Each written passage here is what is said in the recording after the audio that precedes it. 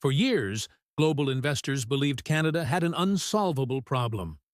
They said Indigenous rights made major resource projects impossible. They said consultation meant paralysis. They said legal challenges would kill every serious energy project before it ever reached construction. They said Canada would never compete with American LNG exports because Indigenous sovereignty would slow everything down. They were all wrong.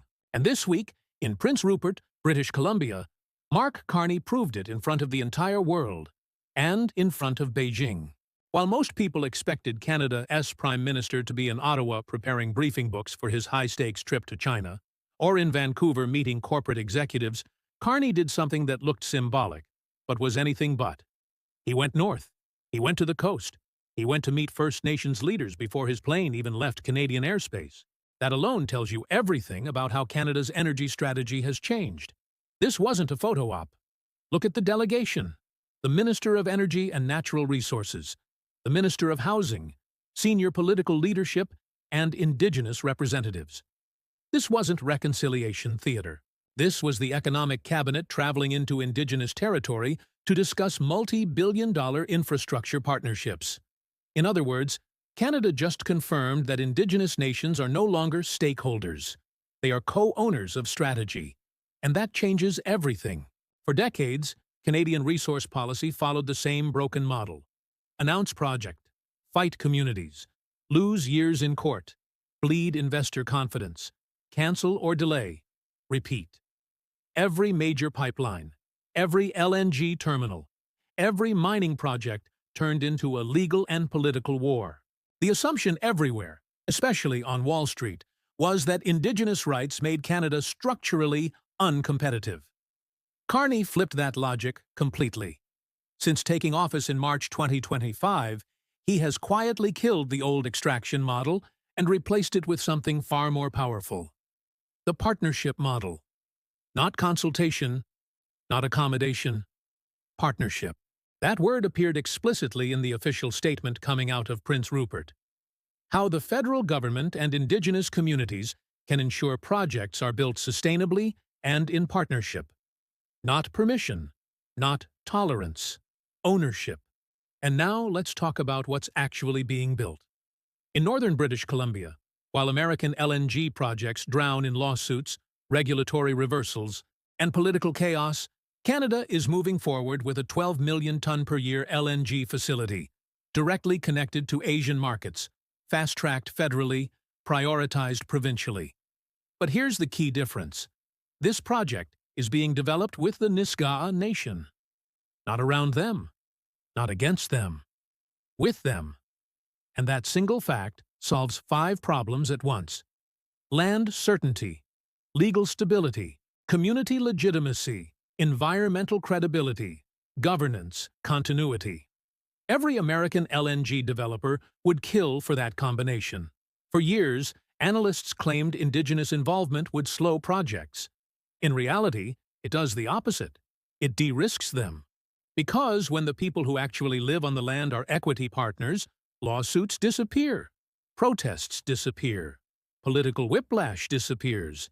And for Asian buyers, especially Chinese, Japanese, and Korean utilities signing 20-year contracts, that certainty is worth more than cheap molecules. This is what Carney is really selling in Beijing. Not gas, not volume, not price, reliability. Look at the contrast with the United States. American LNG projects get approved, then challenged, then paused, then reversed, then reapproved, then sued again, then blocked by states, then revived by courts, then frozen by the next administration. From Beijing's perspective, that's not a supplier, that's a gamble. Now compare that to Canada's new model. Federal backing, provincial alignment, Indigenous ownership, legal stability. Which one looks like a 20-year partner? Carney understands something Washington doesn't. Energy markets don't just price fuel, they price political risk. And Canada just removed most of it. This is why the Prince Rupert stop happened before the China trip, not after. Carney isn't asking First Nations for permission. He's showing the world that Canadian projects are co-governed and therefore unstoppable. And Beijing is watching very carefully. Because while American energy policy changes every election cycle, Canada just built something that survives them. And this is only the beginning. To understand how deep this strategic shift really goes, you need to look at the one project that will never be built. The oil pipeline to British Columbia's north coast. Coastal First Nations have been absolutely clear. Not ambiguous. Not negotiable. Not delayed. It will not happen. Ever. Old-school politics would respond the usual way. Override, fight, legislate, expropriate. Drag communities into court for 10 or 15 years. Bleed political capital, scare investors, and maybe, finish the project after a decade of chaos. Mark Carney chose the opposite approach. He listened. And then he did something far more dangerous for his critics, and far more effective for Canada. He pivoted the entire strategy. Instead of forcing an oil pipeline that guarantees permanent legal warfare, he prioritized what coastal First Nations actually support: LNG export infrastructure built with Indigenous partnership. Look carefully at the memorandum Carney signed with Alberta Premier Danielle Smith. Yes, it includes vague language about potential future routes. Yes, it mentions tanker restrictions. But notice what got fast-tracked. Not the oil pipeline, the LNG facility, the project with Indigenous equity participation, the project with legal stability, the project that doesn't require Canada to fight itself in court for a decade. This is not weakness. This is strategic selection. Natural gas exports solve three problems at once. Alberta gets export revenue. British Columbia gets jobs and infrastructure. Indigenous nations get ownership and governance. And Canada gets something far more valuable than any of that: predictability. Now let's talk about why Asia cares so much. Asian energy demand is rising faster than anywhere else in the world. China, Japan, South Korea, Taiwan, all of them need long-term LNG supply contracts. And look at their current options. Russian gas is politically toxic and sanction-risked. American LNG is trapped in regulatory and legal chaos. Australian exports are already locked into long-term contracts.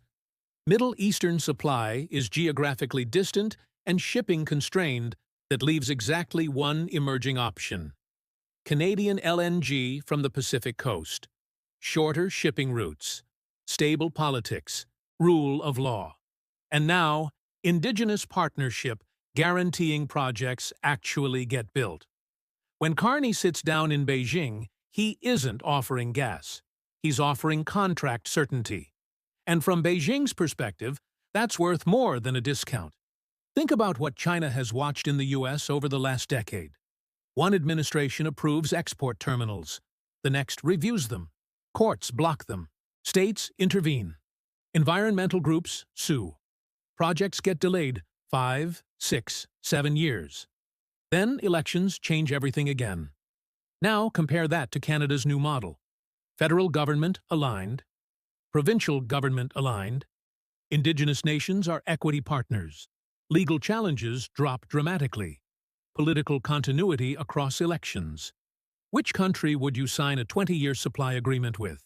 This is why Carney structured this week the way he did. Tuesday, Prince Rupert meeting Indigenous leaders. Wednesday, Beijing. Then Qatar.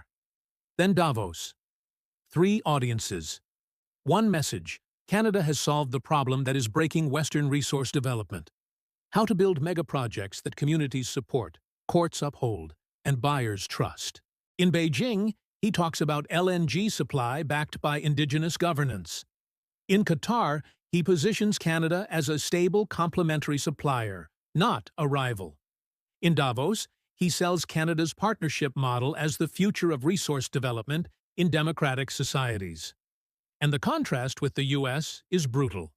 American energy executives spend January guessing which regulations will survive the next election. Canadian officials spend January signing export frameworks with Indigenous nations as co-owners. This is not ideology. This is risk engineering. Now here's the part most analysts completely misunderstood about Indigenous opposition in British Columbia. They are not anti-development. They are anti-extraction without partnership. They oppose projects that threaten their marine territories without giving them control or equity. They support projects where they are governors, not spectators. That's why the LNG facility is moving forward while the oil pipeline is dead. Any project that tries to bypass Indigenous partnership in BC will spend 15 years in court and die slowly. Any project that integrates Indigenous governance from day one moves forward. This is not political correctness. This is strategic realism. And Carney understands that Canada's real advantage is not speed, it's certainty. Now, zoom out. This Prince Rupert meeting isn't about one LNG plant. It's about a complete redesign of Canadian economic sovereignty. When Carney took office, Canada was overdependent on U.S. markets, vulnerable to American political chaos, incapable of building mega-projects without internal warfare. 10 months later, look at the pattern. Indigenous partnership gives legal certainty. Asian markets reduce dependence on the U.S. Environmental credibility allows premium pricing. Diplomatic stability attracts long-term contracts. This isn't just energy. It's critical minerals. It's Arctic sovereignty. It's agriculture exports. It's infrastructure corridors. Everywhere the same model. Co-govern. Don't override. Now look at the timeline. March 2025. Carney takes office. April 2025. Liberals win election. November 2025. Historic energy agreement with Alberta. January 2026. Before his first major Asia trip, he goes to Prince Rupert. Why? Because he's showing the world that Indigenous nations are not obstacles. They are Canada's strategic advantage. And Asian buyers understand exactly what that means. Here is the part most analysts still don't want to say out loud. Canada is no longer competing with the United States on price. Canada is competing on certainty. And in global energy markets, certainty is worth more than cheap molecules. Asian buyers don't care who has the lowest spot price if a project might be delayed, blocked, sued, or cancelled 5 years into construction. They care about one thing. Will this project actually exist when we need the gas? This is where the Canadian model completely breaks the American one. American LNG projects offer great pricing when they're operating, but factor in legal risk, regulatory reversal, election cycles, activist litigation, and state-level obstruction, and suddenly those contracts become fragile. From an investor's perspective, that fragility is poison. Now look at what Carney is selling. Not gas, delivery certainty, projects where Indigenous nations are equity partners, federal and provincial governments are aligned, courts have less room to intervene, community opposition is structurally neutralized, political transitions don't reset the game. That combination is incredibly rare in democratic countries, and it's exactly what Beijing, Tokyo, Seoul, and Taipei are hunting for. This is why Carney is not chasing price wars. He's building risk-free infrastructure. And in energy markets, lower risk beats lower cost every time. Now here's the geopolitical shift most people haven't internalized yet. For decades, Canada was a price taker in energy. It sold to the U.S., it accepted American terms, it lived inside U.S. regulatory gravity. That era is ending. Canadian LNG from the Pacific Coast does 3 revolutionary things. It breaks dependence on U.S. buyers, it reorients Canada toward Asia, it gives Canada independent pricing power. This is sovereignty in its purest economic form, and it's being built not by confrontation, but by institutional design. Now let's talk about why this terrifies American competitors.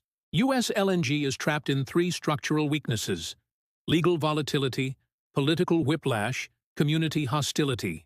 Every one of those increases financing costs, delays schedules, and scares long-term buyers. Canada just solved all 3 in one move, by making Indigenous nations owners instead of adversaries. This is the part American policymakers still don't understand. They think opposition is something to be crushed. Canada realized opposition is something to convert into governance. That is an entirely different philosophy of power. And it works. Now zoom out even further.